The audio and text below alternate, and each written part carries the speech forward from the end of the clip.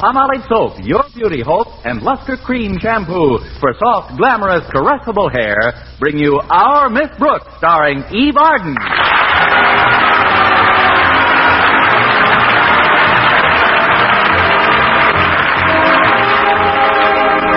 Our Miss Brooks teaches English at Madison High. Well, like many other romantically inclined people, she sent the object of her affections, Madison's bashful biologist Philip Boynton, an unsigned card for Valentine's Day. And then she sat down to wait for his reply. It wasn't that his reply was long in coming. It just didn't come at all. Knowing Mr. Boynton, I wasn't too surprised that he forgot about Valentine's Day, but I was determined to change the locale of our next date. For the past 6 weeks, we had spent every Friday afternoon at the zoo. Now, I am definitely not anti-animal, but I am a school teacher, and hence, after spending 3 hours in the monkey house, I just can't afford to buy Taboo by the quart. I was brooding about it in the school cafeteria on Friday when Harriet Conklin walked over. Mind if I sit down with you, Miss Brooks? Not at all, Harriet. But don't you usually have lunch with Walter Denton? Well, yes, I do. But he's manager of the basketball team, you know, and he's giving the boys an extra skull practice. Really? Whose skull are they using today? I hope you're not expecting Mr. Boynton to have lunch with you, Miss Brooks. He told me he was eating his lunch in the laboratory because he didn't want to leave McDougal alone. Oh, don't tell me that frog is sick again. Oh, not actually sick. It's just spring fever or something. It's kind of fun to have lunch without any men around anyway. Don't you think so, Miss Brooks? Well, yes and no. What do you mean, yes and no? No.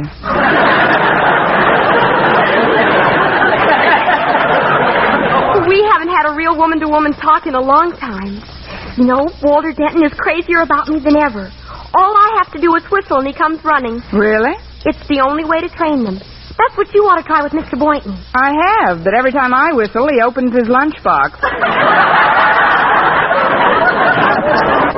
Sometimes his dog-like affection and constant worship becomes absolutely cloying. Well, I wish Mr. Boynton would cloy me once in a while. By the way, Harriet, when Walter takes you out on a date, where do you usually go? Oh, all sorts of places, Miss Brooks. A drive in the country or a long walk in the park. Or sometimes we go to a movie and hold hands. Do you ever go to the zoo? The zoo? Oh, gosh, no. Except when Mr. Boynton takes us there for his monthly lecture. That's where I've got an edge on you kids. I hear it every week. But Mr. Boynton takes you to the movies once in a while, doesn't he? Oh, yes. As a matter of fact, we went last week. Was it romantic? Oh, extremely.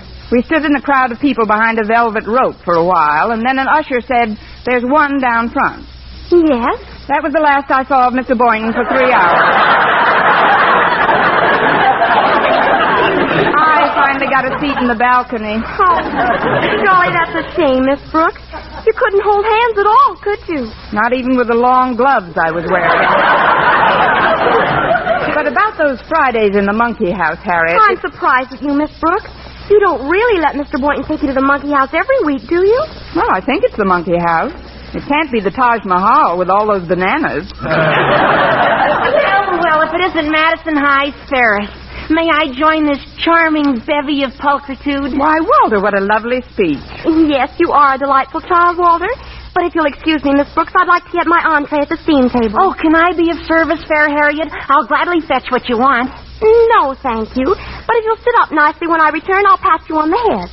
Arf, arf. Can I get you anything, Miss Brooks? No, thanks, Harriet. Just bring back a roast beef bone and a can of Strong Heart. Okay, Harriet. You know, I think it's wonderful the way you kids get along. You're very fond of Harriet, aren't you, Walter? Very. Plus which, Harriet's the principal's daughter, and I'm manager of the basketball team. And there are things that I can accomplish quicker if I can get to Mr. Conklin without having to go through regulation channels all the time. What's good about getting to Mr. Conklin so fast? Well, I like getting things done fast that need getting done fast. Like New Jersey's, for instance. Like New Jersey's what, for instance? Not New Jersey's anything. New Jersey's for the basketball team. Oh, we need them badly. You do, at that. The ones the team wore in their last game looked awfully fuzzy. They didn't wear any in their last game.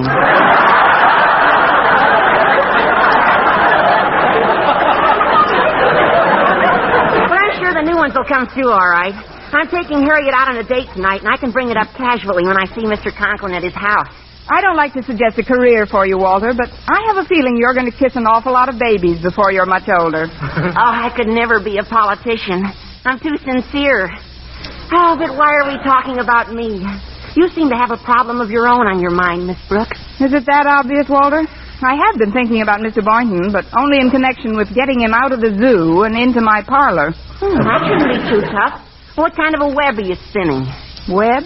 Look, Miss Brooks, at the risk of feeling like a traitor to a fellow male, I'll help you plot Mr. Boynton's overthrow. But frankly, I'm kind of hungry right now. Then why don't you eat, Walter, and we can finish building the bomb after lunch? Oh, say, there's Mr. LeBlanche, the new French teacher. Oh, he ought to know plenty about romance. He's a real Frenchman. I'll call him over. Don't you dare, Walter. When I'm ready to take my case to the United Nations, I'll let you know. Besides, I've seen Mr. LeBlanche on dates with Miss Enright lately. So what? Miss Enright goes on dates with anybody.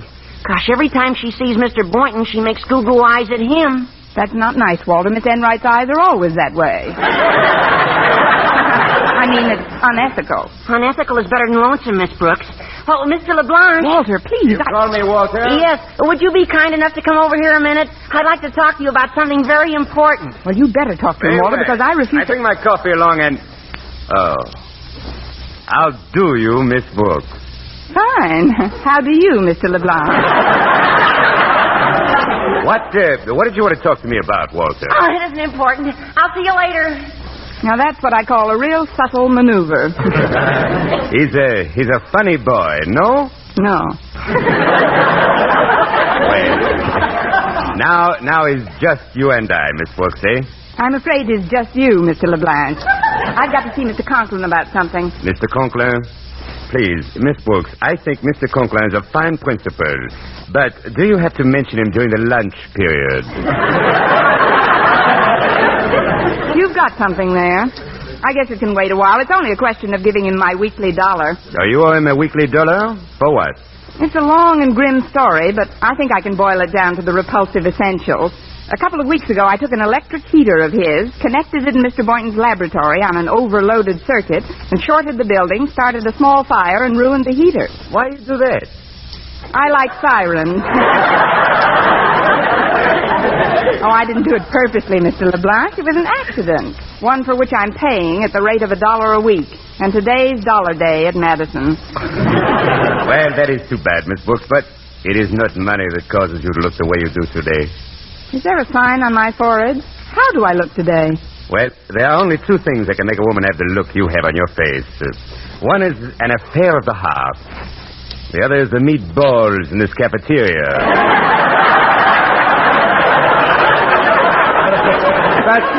But neither of them is incurable, eh? I'm sure. You haven't eaten those meatballs lately. Look, it's nice of you to try and cheer me up, Mr. LeBlanc. Oh, please, call me Paul. And I'm not trying to cheer you up. I'm trying to help you. First of all, tell me this. Did you receive any messages on Valentine Day?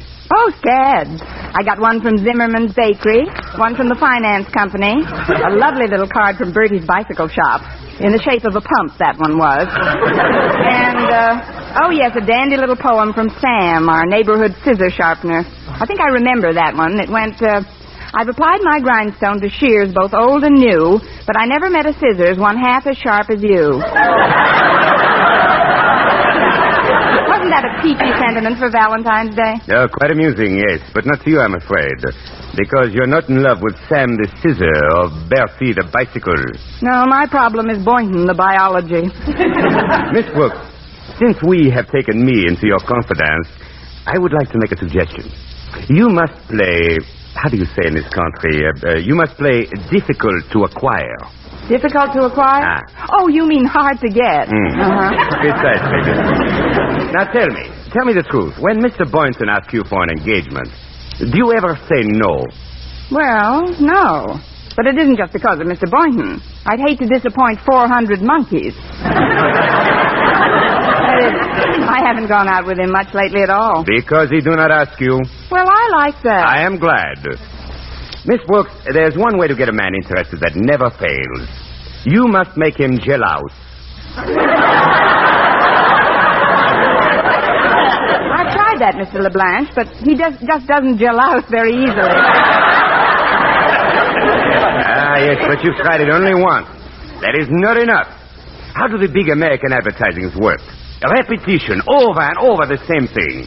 What is it you hear on the radio all the time? Smoker Benny. And again, Smoker Benny.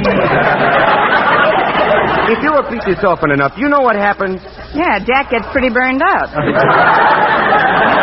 Mr. LeBlanc, I'm afraid Mr. Boynton is too wrapped up in a frog to pay any attention to me. Oh, but of course, I forget Monsieur le Frog. You know, in France, we have a proverb. Le chemin au cœur d'homme est par son grenelle. Translation? The way to a man's heart is through his frog. Very touching, but I don't see what it has to do. Oh, it's so simple, really. Here you have a man with his little pet, Monsieur le Frog. And here you have a woman with her pet, Mademoiselle la Frog. Now, we convince the man that Monsieur le Frog is lonesome. And where can his poor little frog find companionship? With Mademoiselle la Frog. And when the two little frogs are together, where are the man and the woman? Pricing junior beds for tadpoles.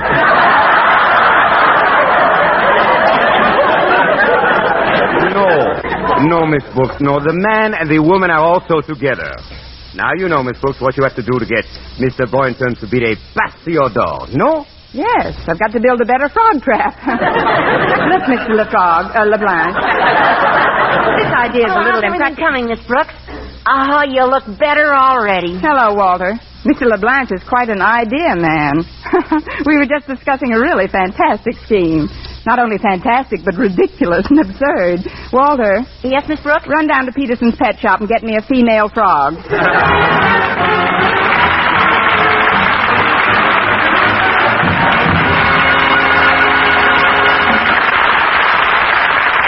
Our Miss Brooks, starring Eve Arden, will continue in just a moment. But first, here is Vern Smith.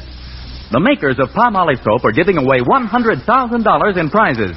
First prize, $49,000, plus over 4,900 other cash prizes in the Big 49 Gold Rush Contest. Hundreds will strike it rich in this exciting Gold Rush Contest. One of them may be you. It's easy to enter. Just finish this sentence in 25 additional words or less. I like Palmolive soap because... That's all. Just 25 words or less to finish the sentence, I like Palmolive soap because... Then mail your entry right away along with a Palmolive soap wrapper. Try for your share of that $100,000 in prizes right now. Your chance of winning $49,000 is as good as anyone's. Get entry blank with complete rules from your dealer, or write your completed sentence on plain paper. Include your name and address and dealer's name and address. Mail with one Palmolive soap wrapper for each entry to Gold Rush Contest, Box 49, New York 8, New York. Better write that down. Gold Rush Contest, Box 49, New York 8, New York. Enter as often as you like, including one wrapper with each entry. Get Palmolive soap right away to help win a lovelier complexion and try for your share of the $100,000 in cash prizes.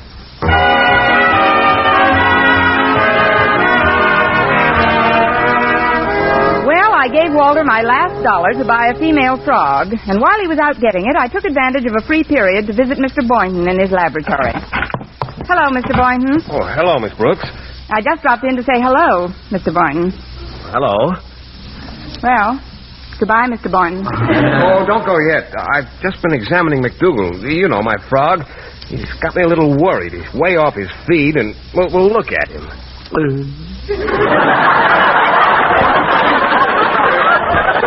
Don't you think his eyes pop out more than usual? What did you say? I said, don't you think his eyes pop out more than usual? Yes. For a minute, I thought he was Eddie Cantor. Hi, Mac. Of course, you know what's wrong with Mac, don't you? Oh, no, Miss Brooks, I don't. Well, it's getting very close to spring, and it's just...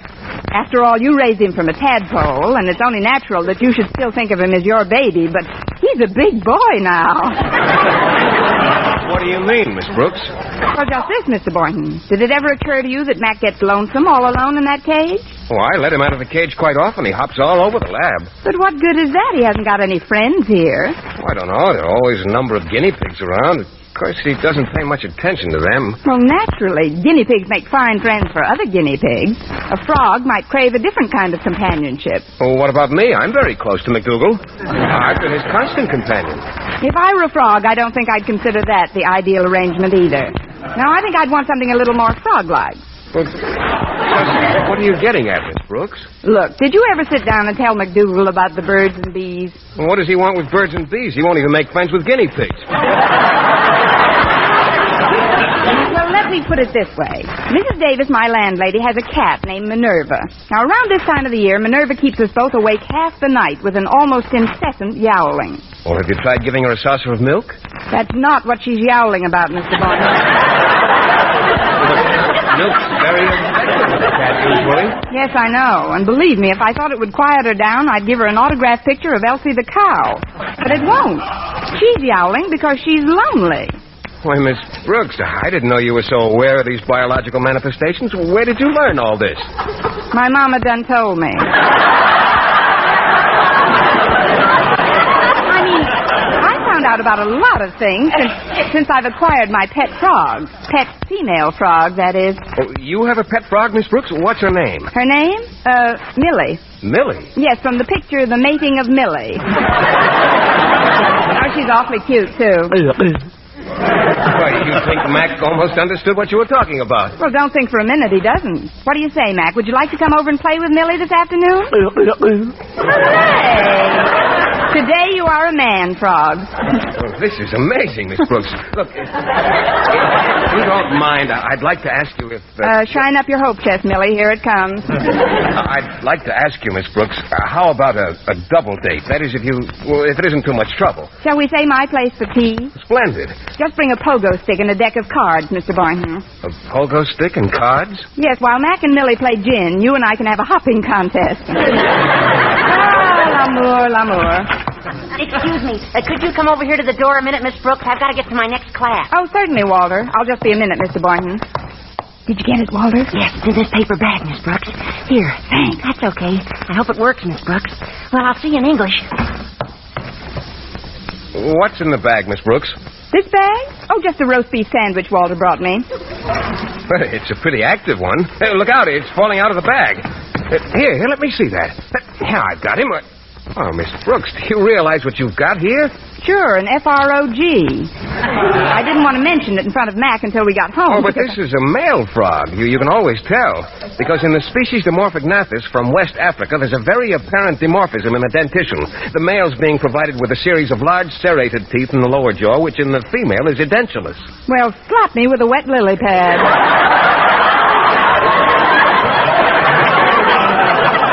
Excuse me, Mr. Boynton. I've got to be running along now. Oh, why, Miss Brooks? I've got to see a boy about a frog. Here, I'll put it back in the bag for you. Now, just hold the top tighter and he won't get away again.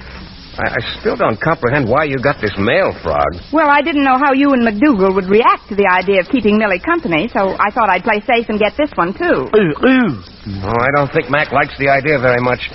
Don't be jealous, Mac. Let him live his own life. We better not come over this afternoon, Miss Brooks. I'm afraid it'd only confuse Mac. Look, Mr. Boynton, I don't care if a frog wants to play hard to get, but there's something I'd like you to remember. Well, what's that, Miss Brooks? Well, I don't want to sound too much like an English teacher, but when one plays hard to get too often, one sometimes don't get got.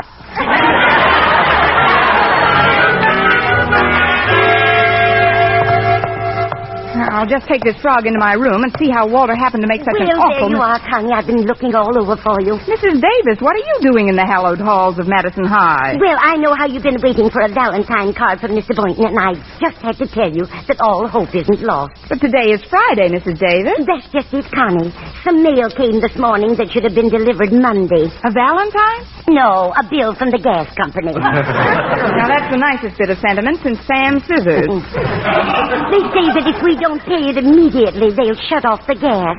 Just my luck with Mr. Boynton coming over for tea. It couldn't be the electric company promising to shut off all the lights. No, Connie.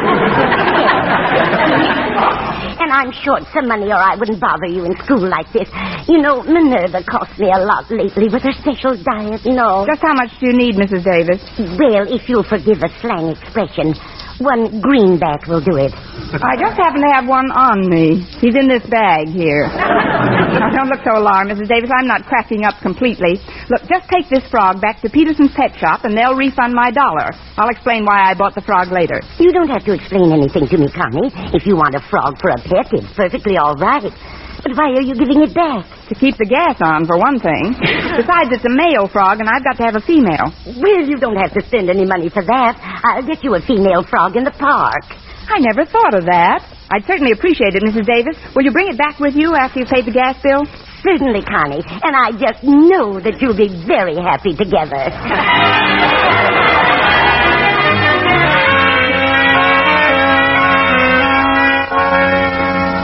And so, class, you were to have these compositions ready by next Tuesday. That's the end of the period. Class dismissed, except Walter Denton. Come up to my desk, Walter. Oh, I'm glad you asked me, Miss Brooks. I wanted to explain about that frog. You see, Mr. Peterson was out to lunch when I got to the pet shop, so I got you one out of the park pond. But was it all right? I mean, was she a girl? No, Walter, she was a boy with big serrated teeth in her lower jaw. And what about the $1 I gave you? Oh, here it is, Miss Brooks. I didn't have time to give it to you before. Thanks, Walter. That'll be all for now, then. I'd better get over to Mr. Conklin's office and make my payment on that heater. Well, here I am, Connie. Hello, Walter. Hello, Mrs. Davis. Goodbye, Mrs. Davis.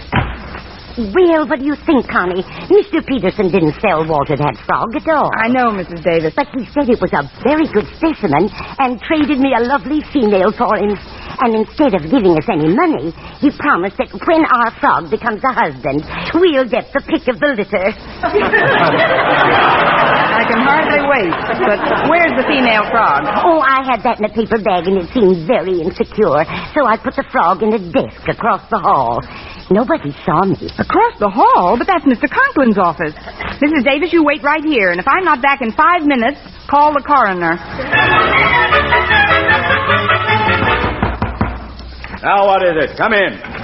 Oh, it's you, Miss Brooks. Please transact whatever business you have in this office in a hurry.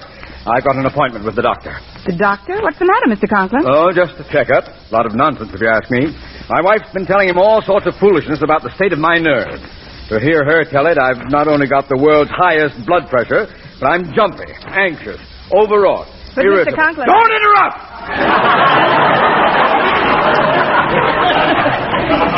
And I'm ill-tempered. Now, what is it you want? I just want to give you $1 towards the heater I accidentally injured. Here. Oh, thanks. Well, sit down for a minute and I'll give you a receipt. I've got a regular Board of Education receipt book around here somewhere. But, Mr. Conklin, your desk drawer... Please, Miss Brooks. Don't tell me where I keep my things. Of course it's in the desk drawer. Let's see now. Book should be right over here next to this blotter. Oh, that's funny. Oh, here it is over by this frog. Hello, little frog. Miss Brooks, it won't take a moment to get the receipt. Hello, little frog!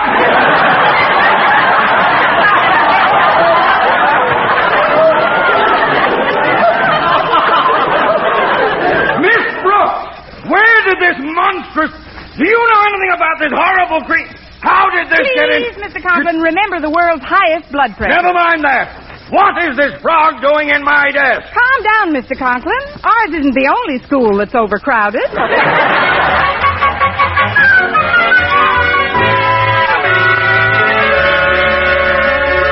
I thought you'd never get home from school, Connie. How long did Mr. Conklin spend bowling you out? Oh, it seemed like hours, but actually it was only a few minutes.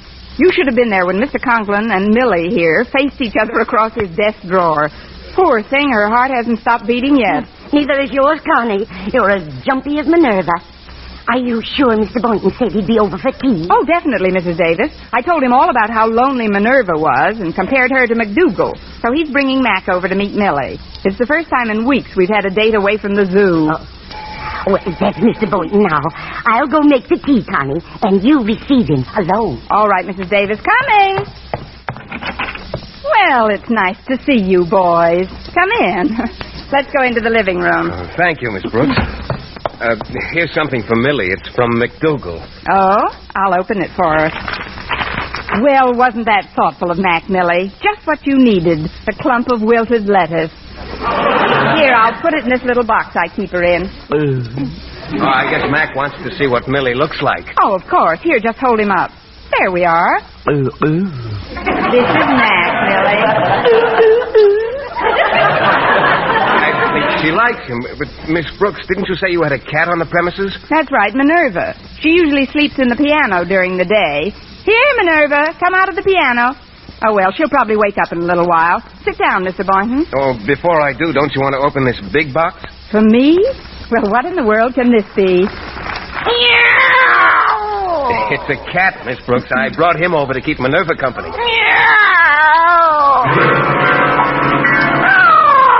Well, here comes Minerva now. We like each other, too.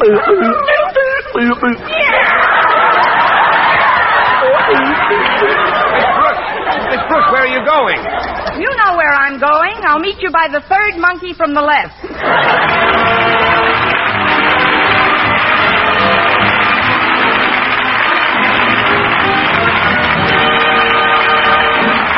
Eve Arden as our Miss Brooks returns in just a moment. But first, Dream girl, beautiful luster cream girl. Tonight, show him how much lovelier your hair can look after a Luster Cream shampoo.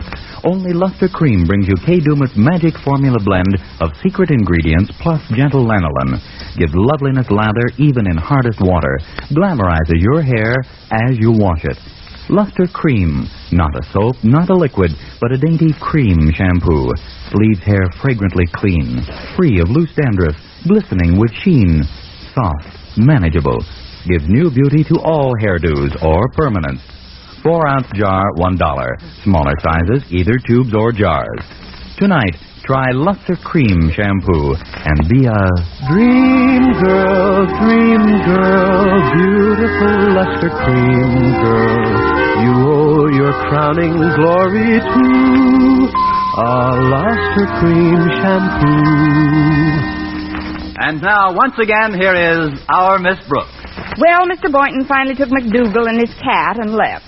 Mrs. Davis and I had dinner, and then we sat down in the living room to spend a quiet evening. Minerva went back to sleep, and everything was nice and peaceful when the phone rang. Lie down, Minerva. It's not for you. Hello? Hello? Oh, I'm sorry, Minerva. It is for you.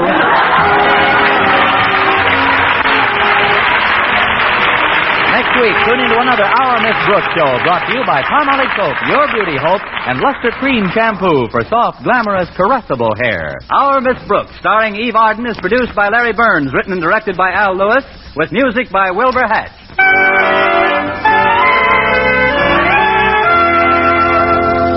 Here's good shaving news. 3 men out of every 4 can get more comfortable, actually smoother shaves with Palmolive Brushless Shaving Cream. This is not just a claim. Here's the proof. 1,297 men tried the Palmolive brushless way to shave described on the tube. And no matter how they shaved before, 3 men out of every 4 got more comfortable, actually smoother shaves. Try Palmolive brushless yourself. See if you don't get more comfortable, actually smoother shaves the proved Palmolive brushless way. For mystery liberally sprinkled with laughs, listen to Mr. and Mrs. North, the exciting, fun-packed adventures of an amateur detective and his beautiful wife. Tune in Tuesday evenings over most of these stations. And be with us again next week at this time for another comedy episode of Our Miss Brooks. Bob Lamont speaking. This is CBS, the Columbia Broadcasting System.